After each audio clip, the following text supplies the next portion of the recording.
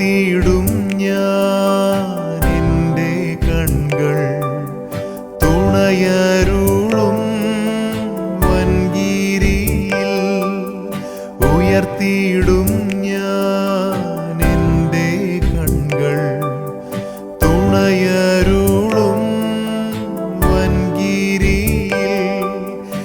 N സഹായം വാനം ഭൂമി അഖിലം വാഴും യഹോവയിൽ. എൻ സഹായം വാനം ഭൂമി അഖിലം വാഴും യഹോവയിൽ. സഭയുടെ മുൻ ശുശ്രൂഷൻ പാസ്റ്റർ സജി ശ്യാമുലവകൾ, മറ്റെല്ലാ ദൈവമക്കളെയും യേശുക്രിസ്തുവിൻ്റെ നിസ്തുല നാമത്തിൽ ഞാൻ വന്ദനം ചെയ്യുന്നു. 3 വാക്യങ്ങൾ പ്രാരംഭത്തിൽ നമുക്കൊന്ന് വായിച്ചു കേൾക്കാം. മത്തായി എഴുതിയ സുവിശേഷം 14-ാം അധ്യായം 34-ാമത്തെ വാക്യം. മത്തായി എഴുതിയ സുവിശേഷം 14-ാം അധ്യായം 34-ാമത്തെ വാക്യം. അത്രയും മതി. അവരക്കരെ എത്തി. ആ ഭാഗം വിടാതെ മർക്കോസിൻ്റെ സുവിശേഷം 10-ാം അധ്യായം 43-ാം വാക്യം. മർക്കോസിൻ്റെ സുവിശേഷം 10-ാം അധ്യായം 43-ാമത്തെ വാക്യം.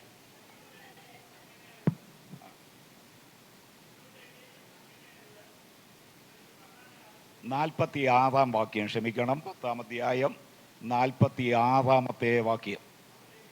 അത്രയും മതി. അവർ യെരിഹോവിലെത്തി. അപ്പോസ്തലപ്രവൃത്തികളുടെ പുസ്തകം 28-ാം അധ്യായം 14-ാമത്തെ വാക്യം. അപ്പോസ്തലപ്രവൃത്തികളുടെ പുസ്തകം 28-ാം അധ്യായം 14-ാമത്തെ വാക്യം.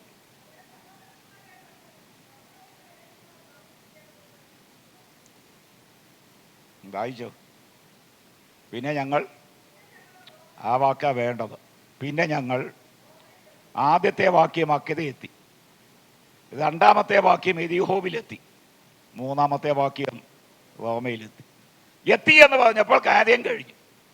എത്തുവാൻ എത്തിയവർക്ക് കൊടുക്കേണ്ടി വന്ന വില വലുതായിരുന്നു. ഈ സഭാഹോള് പണിതു പ്രതിഷ്ഠിച്ചു, 10 വർഷം കഴിഞ്ഞു എന്ന് പറയുമ്പോൾ കാര്യം കഴിഞ്ഞു. പുതിയ തലമുറയ്ക്ക് അതിനുവേണ്ടി കൊടുക്കേണ്ടി വന്ന വില വലുതായിരുന്നു. അക്കരെ എത്തിയതായത് യേശുവും ശിഷ്യന്മാരും, യെരിഹോവിലെത്തിയതായത് യേശുവും ശിഷ്യന്മാരും, റോമയിൽ എത്തിയത് അപ്പോസ്തലനായ പൗലോസും.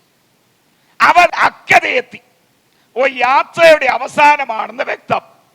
ആ യാത്ര തുടങ്ങുന്നത് മത്തായി സുവിശേഷം 14-ാം അധ്യായം 22-ാം വാക്യത്തിലാണ് ആ യാത്ര തുടങ്ങുന്നത്. മത്തായി സുവിശേഷം 14-ാം അധ്യായം 22-ാമത്തെ വാക്യം. ഉടനെ യേശു താൻ പുരുഷാരത്തെ പറഞ്ഞിരിക്കുന്നതിനിടയിൽ ശിഷ്യന്മാർ പടകിൽ കയറി തനിക്ക് മുമ്പായി അക്കരയ്ക്ക് പോകുവാൻ അവരെ നിർബന്ധിച്ചു. ഇതാണ് യാത്രയുടെ തുടക്കം. അതിന്റെ അവസാനമാണ് അവർ അക്കരെ എത്തി. ഇവിടെ യേശു ശിഷ്യന്മാരെ നിർബന്ധിച്ചു. ഈ നിർബന്ധിക്കുന്നത് എപ്പോഴാണ്? മനസ്സില്ലായ്മ വരുമ്പോഴാണ് നിർബന്ധിക്കുന്നത്. നമ്മുടെ കുഞ്ഞുങ്ങൾ, കൊച്ചു കുഞ്ഞുങ്ങൾ പാല് കുടിക്കുന്നില്ല, ഭക്ഷണം കഴിക്കുന്നില്ല, നിർബന്ധിക്കുന്നു. നമ്മുടെ കുഞ്ഞുങ്ങൾ പഠിക്കുന്നില്ല, നിർബന്ധിക്കുന്നു. ഇവിടെ യേശു ശിഷ്യന്മാരെ നിർബന്ധിച്ചു എന്ന് പറയുമ്പോൾ ശിഷ്യന്മാരുടെ ഭാഗത്ത് നിന്ന് ഒരു മനസ്സില്ലായ്മ വന്നു. ആ മനസ്സില്ലായ്മ വരുവാൻ ഒരു കാരണമുണ്ട്. ഇതിന്റെ തലേ വാക്യങ്ങൾ ശ്രദ്ധിച്ചാൽ 5 അപ്പം കൊണ്ട് 5000 പുരുഷന്മാരെ, സ്ത്രീകളെയും കുഞ്ഞുങ്ങളെയും കൂടാതെ പോഷിപ്പിച്ച ഒരു സംഭവം നടക്കുന്നുണ്ട്. 17 തൊട്ടുള്ള വാക്യങ്ങൾ വായിക്കുമ്പോൾ അതേ അധ്യായം, ഞങ്ങളുടെ പക്കൽ 5 അപ്പം 2 മീനുമുണ്ട്, അതിങ്ങ് കൊണ്ടുവരുവാൻ യേശു പറഞ്ഞു. കർത്താവ് അപ്പവും മീനും എടുത്തു, വാഴ്ത്തി, നുറുക്കി ശിഷ്യന്മാരുടെ പക്കലും ശിഷ്യന്മാർ പുരുഷാരത്തിനും കൊടുത്തു. പുരുഷന്മാരുടെ എണ്ണം മാത്രമേ അവിടെ പറഞ്ഞിട്ടുള്ളൂ 5000. സ്ത്രീകളെയും കുഞ്ഞുങ്ങളെയും കൂടെ കൂട്ടിയാൽ കുറഞ്ഞത് ഒരു 15000 പേര് കാണും. 50 വീതം 100 വീതം പന്തിക്കിരിക്കുകയാണ്. ഈ 15,000 പേര് ഇരിക്കുന്ന പന്തിയിൽ വിളമ്പാൻ 12 പേരേ ഉള്ളൂ. വിളമ്പെങ്ങനെ ഇരിക്കും? ഇതുപോലെ അലങ്കോലം ഉണ്ടാകാൻ വേറെ എങ്ങും പോണ്ട. ഒരു പന്തിന്ന് വിളിച്ചുകൂല തുടങ്ങും, ഉപദേശി ഇവിടെ അപ്പം വന്നില്ല. അങ്ങേ പന്തിന്ന് വിളിച്ചുകൂടൽ തുടങ്ങും, ഇവിടെ അപ്പം എത്തി, മീനെത്തിയില്ല. ഏറ്റവും ഒടുവിലത്തെ പന്തിയിൽ ഇവിടെ അപ്പവും വന്നില്ല, മീനും വന്നില്ല. അപ്പം മീൻ എന്നുള്ള വിളിച്ചുകൂലല്ലാതെ മറ്റൊന്നും നടക്കത്തില്ല. ഞാനാണെങ്കിൽ ഒരു 100 ആരോഗ്യമുള്ള ചെറുപ്പക്കാരും കൂടെ എഴുന്നേറ്റ് നിങ്ങൾ വിളമ്പുക, അതെന്റെ ബുദ്ധി. തമ്പുരാൻ ആരെ എഴുന്നേൽപ്പിച്ചില്ല. ഇവിടെ വിളമ്പാൻ ഞാൻ തിരഞ്ഞെടുത്ത 12 പേരുണ്ട്, അവര് വിളമ്പിക്കോളും. ഈ 12 പേരെ കൊണ്ട് 15,000 പേർക്ക് വിളമ്പി. എങ്ങനെ വിളമ്പിന്ന് എനിക്കറിയത്തില്ല. ഓരോരുത്തരുടെ മുമ്പിൽ കൂടെ കുനിഞ്ഞു വിളമ്പുകയായിരുന്നോ, ഒരറ്റത്ത് കൊടുത്ത് ഇങ്ങനെ പാസ് ചെയ്യുകയായിരുന്നോ? എന്തായാലും 15,000 പേരുടെ കയ്യിൽ അപ്പം മീനും ചെല്ലണ്ടായി. അത് കഴിഞ്ഞ ഉടനെ അടുത്ത കൽപ്പന, ശേഷിച്ച കഷ്ണം പെറുക്കിയെടുക്കുക. പിന്നെ കുനിഞ്ഞ് ശേഷിച്ചത് പെറുക്കിയെടുത്തു. അത് കഴിഞ്ഞ് അല്പസ്വല്പം ഇത് കഴിച്ചു. രാവിലെ തുടങ്ങിയുള്ള മീറ്റിംഗ് ആണ്, വൈകിട്ടാണ് അവസാനിച്ചത്. എല്ലാം കഴിഞ്ഞിട്ടാണ് ഇവർ അല്പസ്വല്പം കഴിച്ചത്. ഇവര് ഓരോ വിഷയത്തിന്റെ ചോട്ടിൽ ചെന്ന് കിടപ്പും പിടിച്ചു. അന്നേരം യേശു അടുത്തു വന്ന് പറയുകയാണ്, എഴുന്നേക്ക്. എന്തിന്? അക്കരയ്ക്ക് പോകണം. എപ്പോൾ? ഇപ്പൊ പോണം. കർത്താവേ ക്ഷീണമുണ്ട്, ഇപ്പം പോണം. നാളെ രാവിലെ പോകാം, ഇപ്പം പോണം. ഇതാണ് നിർബന്ധം. ഇവിടെ ക്ഷീണം യേശുവിനെ അറിയത്തില്ലയോ? യേശുവിനെ നന്നായിട്ട് അറിയാം. എന്റെ ശിഷ്യന്മാർ ക്ഷീണിച്ച് കിടക്കുകയാണ്.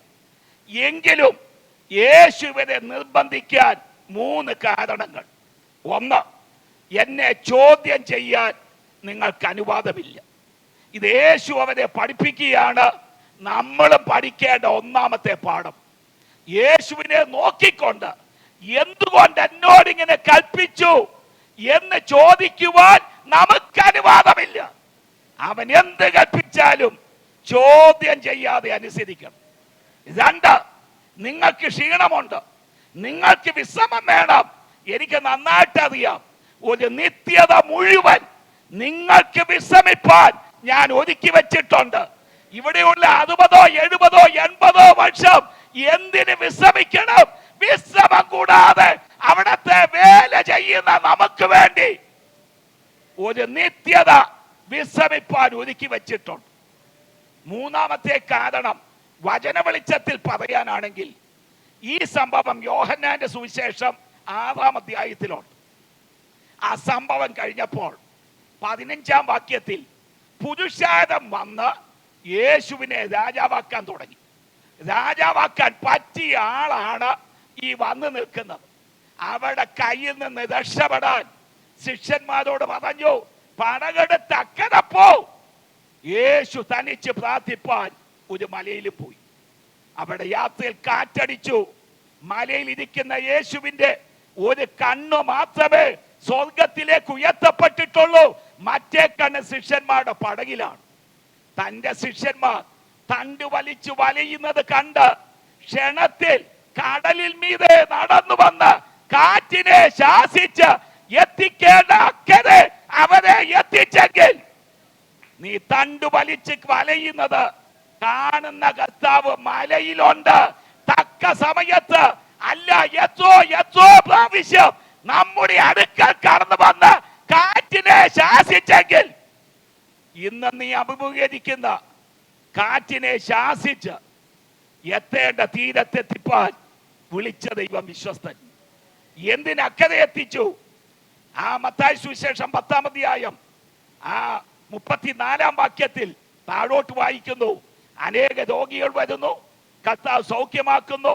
അവന്റെ വസ്ത്രത്തിന്റെ അറ്റം തൊടുന്നവർക്കും സൗഖ്യം ലഭിക്കുന്നു.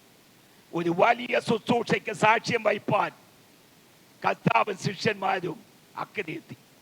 സമയമുണ്ടെങ്കിൽ അതുകൂടെ പറഞ്ഞ് ഞാൻ ഒടുവിൽ അവസാനിപ്പിക്കും. 2-ാമത്തെ വാക്യം, അവൻ എരിഹോവിലെത്തി.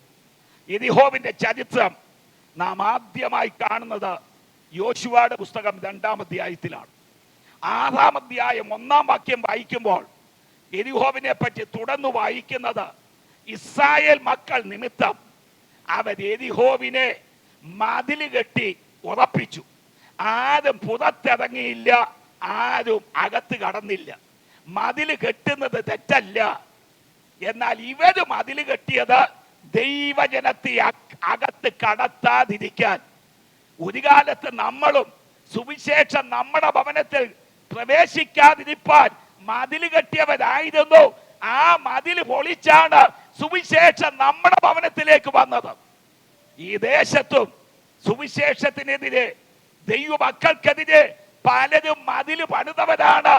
ആ മതില് പൊളിച്ച് സുവിശേഷം അകത്ത് പ്രവേശിച്ച് ഒരു കൂട്ടം ജനത്തെ ദൈവസഭയോട് ചേർത്ത് ആരാധിക്കുവാൻ വിളിച്ചു വേദിരിച്ചെങ്കിൽ ഈ 2025 ചില കുടുംബങ്ങളെ കൂടെ വിളിച്ചു വേദിരിക്കുവാൻ മതിൽക്കെട്ടുകളെ പൊളിച്ച് സുവിശേഷം അകത്ത് പ്രവേശിക്കത്തക്കവണ്ണം കർത്താവ് മതിലുകളെ പൊളിക്കുന്നവനാണ്. പ്രവേശിക്കാതെ വണ്ണം മതില് പണിത യെരിഹോവിൽ യേശു ശിഷ്യന്മാരും ചെന്നു. എന്തിന് ചെന്നു? ആ മർക്കോസ് സുവിശേഷം 10-ാം അധ്യായം 46-47 വാക്യങ്ങളിൽ ബത്തിമായി എന്ന കുരുടനെ സൗഖ്യമാക്കാൻ. ബത്തിമായി അവന്റെ പേരല്ല, തിമായിയുടെ മകൻ എന്നാണ്. ബത്തിമായി, തിമായിയുടെ മകൻ. തിമായി എന്ന എബ്രായ വാക്കിന്റെ അർത്ഥം കുരുടൻ എന്നാണ്. അപ്പോൾ അപ്പൻ കുരുടൻ, ജനിച്ചു വീണ മകനും കുരുടൻ. യേശു യെരിഹോവിൽ ചെന്നത് ആ പട്ടണത്തിന്റെ അന്ധത മാറ്റാനായിരുന്നു. കർത്താവ് നമ്മുടെ ജീവിതത്തിൽ വന്നതാണ്, നമ്മുടെ കുടുംബത്തിൽ വന്നതാണ്. ആത്മീയ അന്ധത മാറി സത്യ വെളിച്ചത്തിലേക്ക് കർത്താവ് നമ്മളെ കൊണ്ടുവന്നത്. 3-ാമത്തെ വാക്യം, പിന്നെ ഞങ്ങൾ റോമയിലെത്തി. പൗലോസും റോമും തമ്മിൽ 3 ബന്ധങ്ങളാണുള്ളത്. 1-ാമത്തെ ബന്ധം 19-ാം അധ്യായം അപ്പോസ്തല പ്രവൃത്തികളുടെ പുസ്തകം 21-ാം വാക്യം. അപ്പോസ്തല പ്രവൃത്തികളുടെ പുസ്തകം 19-ാം അധ്യായം 21-ാമത്തെ വാക്യം.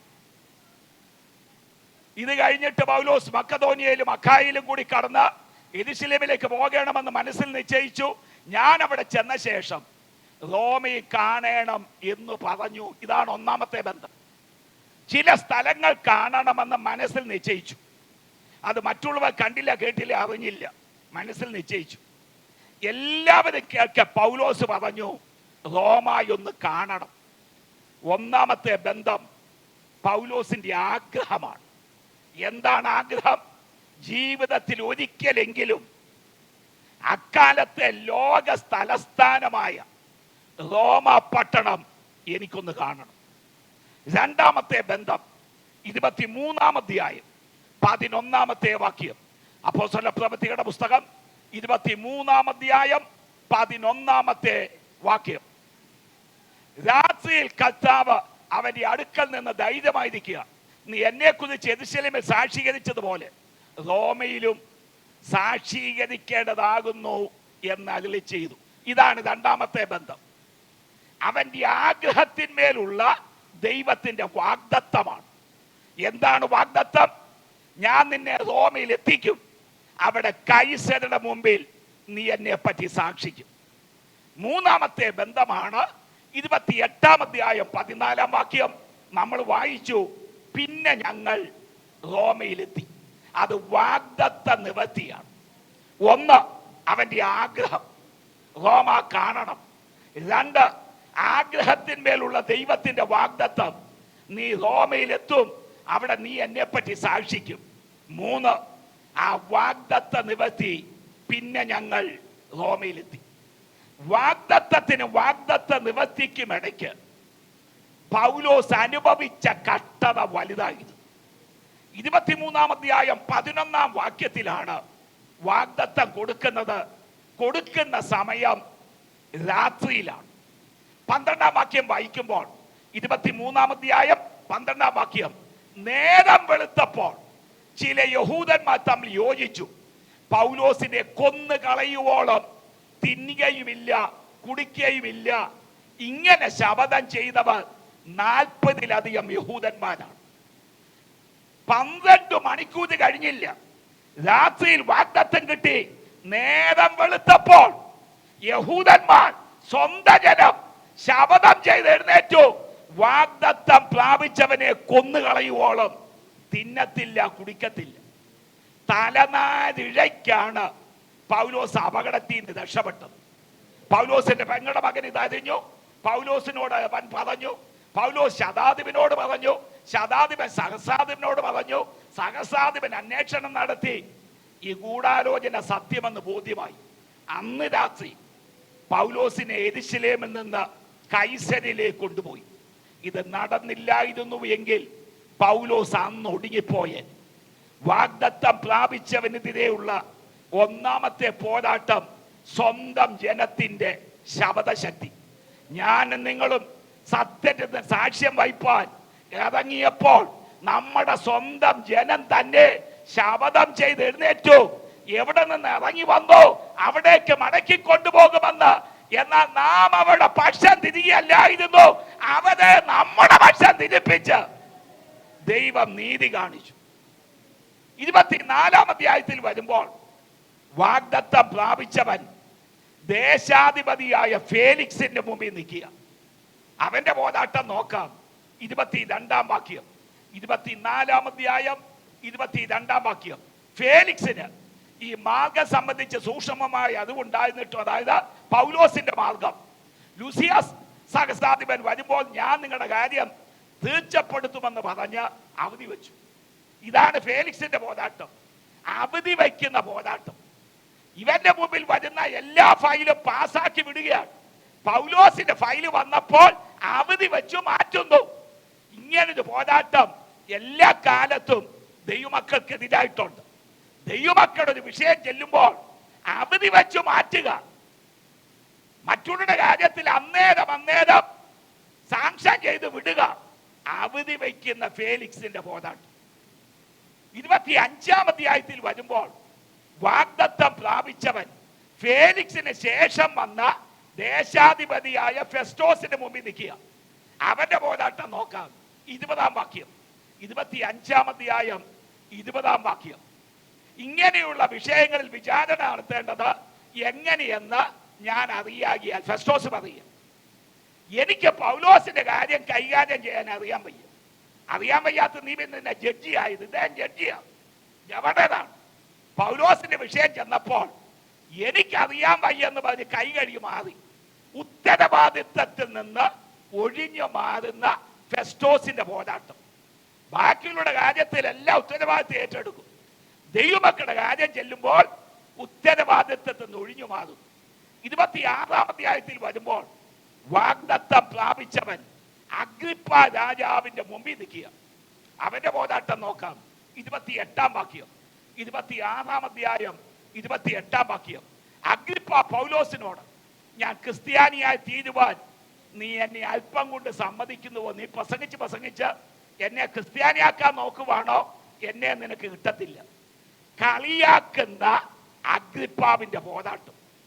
അതിന്റെ അടുത്ത അധ്യായത്തിൽ 27-ാം അധ്യായത്തിൽ പ്രവേശിക്കുമ്പോൾ വാഗ്ദത്തം പ്രാപിച്ചവനെ കപ്പലിൽ കയറ്റി ശതാധിപനായ യൂലിയോസിന്റെ കയ്യിൽ ഏൽപ്പിച്ചു. 276 പേരുണ്ട് ആ കപ്പലിൽ. ആ കപ്പൽ യാത്രയിൽ ആ കപ്പലിൽ അടിച്ച 5 കാറ്റുകളുണ്ട്. ഒരു കാറ്റ് പെന്തുകോസുകാരെ നമുക്ക് നല്ല സുപരിചിതമാണ്. ഈശാനമൂലൻ കാറ്റ്. എന്തെങ്കിലും പ്രശ്നമോ രോഗമോ ഇല്ലേ, കുഞ്ഞ് 10-ാം ക്ലാസ്സിൽ മാർക്ക് കുറഞ്ഞ് സൈക്കിളിൽ നിന്ന് മുട്ടുപൊട്ടിച്ചു, ഈശാനമൂലൻ അടിച്ചു നിന്ന് പാട്ടും പാടിക്കൊണ്ട് പല മാതാക്കളും സാക്ഷിക്കാറുണ്ട്. ഈശാനമൂലൻ കാറ്റ് നമുക്ക് സുപരിചിതമാണ്. വാഗ്ദത്തം പ്രാപിച്ചവനെതിരെ ആ ഒരു കാറ്റ് മാത്രമല്ലേ അടിച്ചത്, 5 കാറ്റുകൾ അടിച്ചു. ഈ 5 കാറ്റുകളും 27-ാം അധ്യായത്തിലുണ്ട്. വാഗ്ദത്തം പ്രാപിച്ചവൻ യാത്ര ചെയ്ത കപ്പലിൽ അടിച്ച ഒന്നാമത്തെ കാറ്റ്, വാക്യം 4, 4-ാമത്തെ വാക്യം. വായിച്ചു. അവിടെ നിന്ന് ഞങ്ങൾ നീക്കി. ഒന്നാമത്തെ കാറ്റ് പ്രതികൂല കാറ്റ്. ഈ വാക്യം പിന്നെ നമ്മൾ ഒന്നും കൂടെ വായിക്കും, മറ്റൊരു കാര്യം തെളിയിക്കാൻ. ആദ്യ 5 കാറ്റിന്റെ പേരുകൾ കാണുക. വാഗ്ദത്തം പ്രാപിച്ചവൻ യാത്ര ചെയ്ത കപ്പലടിച്ച ഒന്നാമത്തെ കാറ്റ് പ്രതികൂല കാറ്റ്. രണ്ടാമത്തെ കാറ്റ് വാക്യം 7, 7-ാമത്തെ വാക്യം, 7-ാം വാക്യം. പിന്നെ ഞങ്ങൾ ബഹുദിവസം പതുക്കെ ഓടി നീനോസ് തൂക്കി പ്രയാസത്തോടെ എത്തി. കാറ്റ് സമ്മതിക്കായാൽ, ഈ കാറ്റിന് പേര് കൊടുക്കാനാണെങ്കിൽ സമ്മതിപ്പിക്കാത്ത കാറ്റ്. ഇത് പെന്തിക്കോസ്തുകാരെ നമ്മുടെ കൂടെ അടിക്കും. സഭായോഗം മുടക്കി കഴിയുമ്പോൾ പാസ്റ്റർ എന്ന് അന്വേഷിക്കും. സഭായുടെ ഇന്നൊരു മീറ്റിംഗ് നടക്കുക, പിന്നെ ഞായറാഴ്ച പലരും വന്നിട്ടില്ല. ഞായറാഴ്ച കാണുമ്പോൾ ചോദിക്കുമ്പോൾ അയ്യോ വരാൻ ഒരുങ്ങിയതാ, പിശാച് സമ്മതിച്ചില്ല, ഇല്ലെങ്കിൽ ഈ വിഷയം സമ്മതിച്ചില്ല, ആ വിഷയം സമ്മതിച്ചില്ല. അപ്പൊ സമ്മതിപ്പിക്കാത്ത കാറ്റ് കൂടെ കൂടെ നമ്മുടെ ജീവിതത്തിൽ അടിക്കാതെ. വാഗ്ദത്തം പ്രാപിച്ചവന്റെ കപ്പലിൽ അടിച്ച കാറ്റ് രണ്ടാമത്തെ കാറ്റ്, സമ്മതിപ്പിക്കാത്ത കാറ്റ്. ഇനി മൂന്നാമത്തെ കാറ്റ്, വാക്യം 13, വാക്യം. തെക്കൻ കാറ്റ് ചതിക്കുന്ന കാറ്റ്, വിശ്വസിക്കാൻ കൊള്ളത്തില്ല. വേദപുസ്തകത്തിൽ തെക്കേ നാളിലെ തോടം, അത് വിശ്വസിക്കാൻ കൊള്ളത്തില്ല. തെക്കേ നാളിലെ മൃഗങ്ങൾ, തെക്കൻ കാറ്റ്, ഈ കാറ്റിൻ ചതി കാണിച്ചു. തെക്ക് നിന്ന് വടക്കോട്ട യാത്ര ആശ കൊടുത്തു. ഇത് മാറിയിട്ട് ഈ കപ്പലിനെ കൊടുങ്കാറ്റിന്റെ മുമ്പിലോട്ട് തള്ളിയിട്ട് കൊടുത്തു. വാഗ്ദത്തം പ്രാപിച്ചവൻ യാത്ര ചെയ്ത കപ്പലടിച്ച മൂന്നാമത്തെ കാറ്റ് ചതിക്കുന്ന തെക്കൻ കാറ്റ്. നാലാമത്തെ കാറ്റ് 14 വാക്യം. കുറെ കഴിഞ്ഞിട്ട് അതിന് വിരോധമായി ഈശാനമൂലൻ എന്ന കൊടുങ്കാറ്റടിച്ചു. 1 പ്രതികൂലക്കാറ്റ്, 2 സമ്മതിപ്പിക്കാത്ത കാറ്റ്, 3 ചതിക്കുന്ന തെക്കൻ കാറ്റ്, 4 കൊടുങ്കാറ്റ്. ഈ 4 കാറ്റ് അടിച്ചിട്ടും ഈ കപ്പൽ തകർന്നില്ല. അതിന്റെ കാരണം ആ 4 വാക്യത്തിലുമുണ്ട്. ഒന്നും കൂടി ആ 4 വാക്യം ഒന്ന് ഡിസ്പ്ലേ ചെയ്യണം. 4-ാമത്തെ വാക്യം. അവിടെ നിന്ന് ഞങ്ങൾ നീക്കി, കാറ്റ് പ്രതികൂലമാകിയാൽ കുപ്രോസ് ദ്വീപിന്റെ മറപറ്റി. ആ വാക്ക് 4 വാക്യത്തിലുമുണ്ട്. പ്രതികൂലക്കാറ്റടിച്ചപ്പോൾ കപ്പല് തകരാത്തതിന്റെ കാരണം മറപറ്റാനൊരു ദ്വീപുണ്ടായി. വാക്യം 7-ാമത്തെ വാക്യം. കാറ്റ് സമ്മതിക്കായിയാൽ ക്രേത്ത ദ്വീപിന്റെ മറപറ്റി. സമ്മതിപ്പിക്കാത്ത കാറ്റടിച്ചിട്ടും കപ്പല് തകർന്നില്ല, മറപറ്റാൻ ദ്വീപുണ്ടായിരുന്നു. ചതിക്കുന്ന തെക്കൻ കാറ്റടിച്ചപ്പോഴോ വാക്യം 13, തെക്കൻ കാറ്റ് ഊതുകിയാൽ താല്പര്യം സാധിച്ചു എന്ന് തോന്നി അവൻ അവിടെ നിന്ന് അങ്കൂലമെടുത്ത് ക്രേത്ത ദ്വീപിന്റെ മറപറ്റി. ചതിക്കുന്ന തെക്കൻ കാറ്റടിച്ചിട്ടും കപ്പൽ തകർന്നില്ല, മറപറ്റാൻ ദ്വീപുണ്ടായി. ഇനി കൊടുങ്കാറ്റടിച്ചപ്പോഴോ വാക്യം 16-ാമത്തെ വാക്യം. ക്ലൗദ എന്ന ചെറിയ ദ്വീപിന്റെ മറപറ്റി. ദൈവത്തിനെ നിനക്കെതിരെ കഴിഞ്ഞ കാലങ്ങളിൽ പ്രതികൂലക്കാറ്റ് അടിക്കാഞ്ഞിട്ടല്ല, സമ്മതിപ്പിക്കാത്ത കാറ്റ് അടിക്കാഞ്ഞിട്ടല്ല, ചതിയ കാറ്റ് അടിക്കാഞ്ഞിട്ടല്ല, കൊടുങ്കാറ്റ് അടിക്കാഞ്ഞിട്ടല്ല, പടക് തകരാതിരുന്നത് മറയുവാൻ ഒരു അഭയസ്ഥാനം ഞാൻ നിങ്ങളെ കണ്ടതാണ്. ഇന്ന് രാത്രിയിൽ ഈ നിലയിൽ ദൈവത്തെ സ്തുതിപ്പാൻ കാരണം വാഗ്ദത്തം പ്രാപിച്ചവൻ യാത്ര ചെയ്ത കപ്പലടിച്ച 5-ാമത്തെ കാറ്റ്. 20-ാമത്തെ വാക്യം. വളരെ നാളായിട്ട് സൂര്യനെയോ നക്ഷത്രങ്ങളെ കാണാതെ വല്ലാത്ത കൊടുങ്കാറ്റടിച്ചുകൊണ്ടിരിക്കുകയാണ്. 5-ാമത്തെ കാറ്റ് വല്ലാത്ത കൊടുങ്കാറ്റ്. 4-ാമത്തെ കാറ്റ് കൊടുങ്കാറ്റെന്നേ ഉള്ളൂ. 5-ാമത്തെ കാറ്റ് വല്ലാത്ത കൊടുങ്കാറ്റ്. വാഗ്ദത്തം പ്രാപിച്ചവൻ യാത്ര ചെയ്ത കപ്പലടിക്കുന്ന കാറ്റിന്റെ ശക്തി, ഇന്റൻസിറ്റി കുറയുകയല്ല, കൂടിക്കൂടി വരിക. 5-ാമത്തെ കാറ്റടിച്ചപ്പോൾ പൗലോസ് പറയുന്നു, രക്ഷപ്പെടുമെന്നുള്ള ആശ അറ്റുപോയി. എന്നാൽ ചരിത്രം അവസാനിക്കുന്നത് 20-ാം വാക്യത്തിലല്ല, 44-ാം വാക്യത്തിലാണ്. ഇങ്ങനെ എല്ലാവരും കറുക്ക് കരയി രക്ഷപ്പെടാൻ സംഗതിയായി. കപ്പൽ തകർന്നു, അവര് ദ്വീപിൽ പ്രവേശിച്ചു. രക്ഷപ്പെട്ട ശേഷം ദ്വീപിന്റെ പേർ മെലീത്ത എന്ന് ഗ്രഹിച്ചു. വിറകൂട്ടി തീ കായുകയാണ്. പൗലോസിന്റെ വിറകെടുത്തിട്ടു, അവന്റെ കയ്യിൽ ഒരു അണലി ചുറ്റി. ആ ദുഷ്ടജന്തുവിനെ ആ തീയിൽ കുടഞ്ഞു കളഞ്ഞു, ദോഷം സംഭവിച്ചില്ല. ആ ദ്വീപ് പ്രമാണി പുബ്ലിയോസിന്റെ അപ്പം ദീനമുഖം പിടിച്ചു കിടക്കുന്നു എന്ന് പ്രാർത്ഥിച്ചു, സൗഖ്യമായി. ആ ദേശത്തുള്ള ദ്വീപിലുള്ള രോഗികളെ എല്ലാം സൗഖ്യമായി. ഒരു വലിയ ഉണർവ് ആ ദ്വീപിൽ നടന്നു. ശീതകാലം കഴിഞ്ഞപ്പോൾ അശ്വനി ചിഹ്നമുള്ള അലക്സാന്ദ്രിയ കപ്പൽ ഒരുങ്ങി തുറമുഖത്ത് കിടക്കുന്നു. പൗലോസിനെയും കൂട്ടരെയും കയറ്റി പിന്നെ ഞങ്ങൾ റോമിലെത്തി. എന്റെ ചോദ്യം, കൈസരിൽ നിന്നുള്ള റോമിലേക്കുള്ള യാത്രയിൽ എന്തുകൊണ്ട് ഈ കാറ്റുകൾ, എന്തുകൊണ്ട് കപ്പൽ തകർന്നു? മറുപടി, പൗലോസിന്റെ കൈസരിൽ നിന്നുള്ള റോമിലേക്കുള്ള യാത്രയിൽ മെലീത്ത ഇടത്താവളമല്ല, മെലീത്ത വഴിയെ അല്ല ഇവിടെ യാത്ര. അത് പഠിക്കാൻ എളുപ്പമുണ്ട്. പഴയ മലയാള വേദപുസ്തകത്തിന്റെ ഒടുവിൽ 3 ഭൂപടമുണ്ട്. അതിൽ 3-ാമത്തെ ഭൂപടം അപ്പോസ്തലനായ പൗലോസ് യാത്ര ചെയ്ത സ്ഥലങ്ങൾ എന്നുള്ള ഭൂപടമാണ്. അതിങ്ങനെ നോക്കണം, മറ്റേതല്ല, ഇങ്ങനെ നോക്കിയാൽ മതി. ഇങ്ങനെ നോക്കുമ്പോൾ വലതുവശത്ത് ഏറ്റവും താഴെ കൈസരിയ കാണാം, അവിടെ നിന്നാണ് കപ്പൽ യാത്ര. ഇടതുവശത്ത് ഏറ്റവും മുകളിൽ റോമ കാണാം, ഇങ്ങനെ പോകേണ്ടത്. ഇടതുവശത്ത് ഏറ്റവും താഴെ മെലിത്ത കാണാം, അവിടെ രഗ്യോൻ കടലിടുക്കൊക്കെ ഉണ്ട്, അതിലെ കൂടെ മുകളിലോട്ട് പോകേണ്ടത്. മെലിത്ത വഴിയേ അല്ല ഇവിടെ കപ്പൽ യാത്ര. പക്ഷെ പൗലോസിനെ മെലിത്താൽ എത്തിക്കേണ്ടത് ദൈവത്തിന്റെ ആവശ്യമാണ്. അവിടെ വ്യാപരിച്ച് നിൽക്കുന്ന അനേകരുടെ ജീവൻ അപഹരിച്ച് നിൽക്കുന്ന ഒരു അണലി ശക്തിയെ പൗലോസിന്റെ ശുശ്രൂഷയാൽ തകർക്കേണ്ടതായിട്ടുണ്ട്. ആ ദേശത്ത് ഒരു സഭ സ്ഥാപിക്കേണ്ടതായിട്ടുണ്ട്. ബന്ധിക്കപ്പെട്ട ജീവിതങ്ങൾ വിടുവിക്കപ്പെടേണ്ടതായിട്ടുണ്ട്. അതിനുവേണ്ടി പൗലോസിനെ വഴിതിരിച്ച് വിടുകയായിരുന്നു ഈ കാറ്റുകളെങ്കിൽ ദൈവദാസന്മാരുടെ ജീവിതത്തിൽ അടിക്കുന്ന കാറ്റുകൾ എന്തിനെന്ന് ഉത്തരം കിട്ടുകയില്ല. കാലത്തിന്റെ മുന്നോട്ടുള്ള പോക്കിൽ അത് ചില ജീവിതങ്ങളുടെ വിടുതലിന്, ചില സഭകൾ സ്ഥാപിക്കപ്പെടുവാൻ അത് കാരണമായി തീരും. എന്റെ വാക്കുകളെ അവസാനിപ്പിക്കും. അക്കരയെത്തി, യെരിഹോവിലെത്തി, റോമയിലെത്തി. 2025 എത്തിക്കേണ്ട സ്ഥാനത്ത് ദൈവം തന്റെ സഭയെ, ദൈവമക്കളുടെ കുടുംബങ്ങളെ, കുഞ്ഞുങ്ങളെ എത്തിക്കുമെന്ന് ആത്മാവിൽ തന്നെ ഒരു ആലോചന പറഞ്ഞുകൊണ്ട് ഞാൻ എൻ്റെ വാക്കുകളെ അവസാനിപ്പിക്കുന്നു. കർത്താവ് സഹായിക്കണം.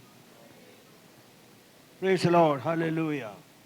കർത്താവിന്റെ ദാസിൽ കൂടെ കേട്ട അനുഗ്രഹിക്കപ്പെട്ട ആലോചന നമുക്ക് പ്രയോജനമായി തീർന്നു എന്ന് ഞാൻ വിശ്വസിക്കുന്നു. കർത്താവ് അനുഗ്രഹിക്കുമാറാകട്ടെ. സ്തോത്രം. തുടർന്ന്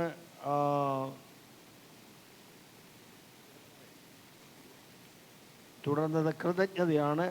brother CJ Philip, district treasurer.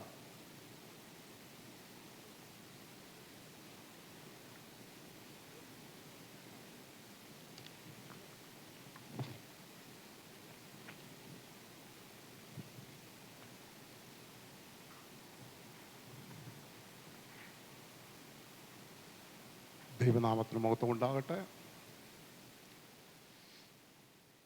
ഈ സമയം